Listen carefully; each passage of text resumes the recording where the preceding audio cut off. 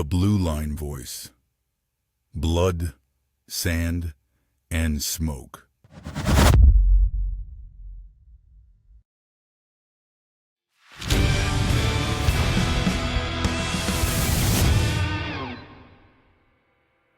That it took on you? No, because we were in the middle of the transition coming from Turner River to the city.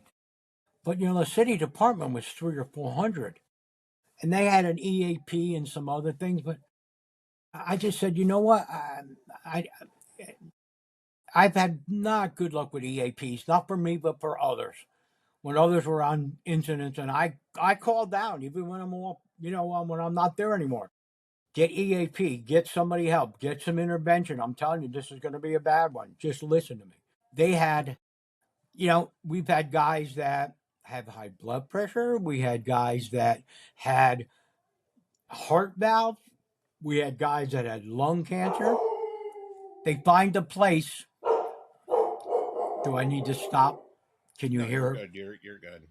Okay. That's So, your alarm system. Yeah. Somebody's probably out front. I said, they find a place. They ship you to fire marshal's office, deliver paperwork, whatever. But they decided, because Dr. Rand said you're done, they could have found a place for me, and they didn't. You had to go into you were in recovery, right?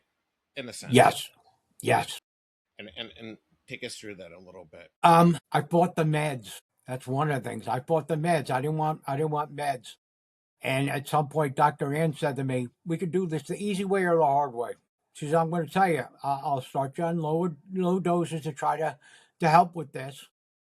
And I said, all right.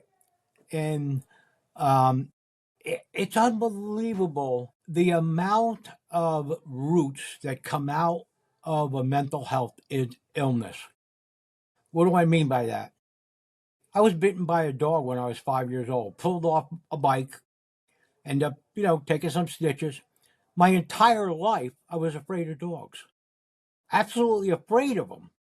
I mean, like jumping up on top of tables so a dog wouldn't, even lick me. Well, after the meds, and by the interruption, my dogs are really important to me. And the dogs actually do as much for me as the medicine. That's one thing.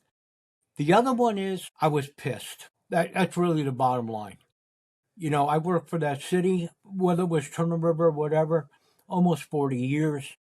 Never abused sick time.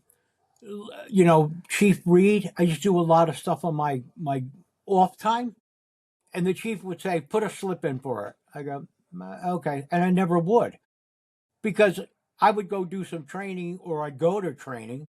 And we used to have 15 days. We used to be allowed to go 15 days outside training. He goes, listen, nobody's using those days. You want an extra 10, extra 5, do whatever you want to do with them, But I was pissed. There's a black side to this that I don't want to say because I think it'll hurt some people. But there was a force to get me off the job. And, just some of our talk, I'm a pretty bold, push forward, get out of my way kind of guy. And they saw an opening and they walked through it. They tried to retire me without me sending a retirement letter. And there was a chief at that time, super involved in the union, said this has never happened and it's never going to happen. Period. They were processing my paperwork without my okay.